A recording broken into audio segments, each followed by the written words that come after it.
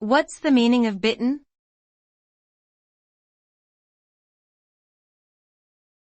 Bitten.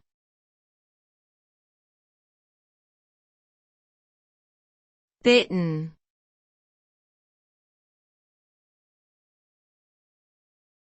Bitten.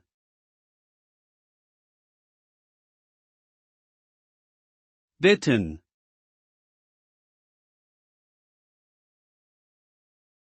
The word bitten is the past participle of the verb bite. It can be used to describe a variety of situations where one thing has been physically or metaphorically bitten by another.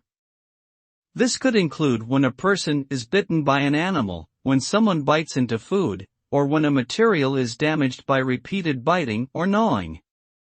The word can also be used in a more abstract sense, such as when someone is bitten by the travel bug or the photography bug, meaning they have a strong passion or interest in those things.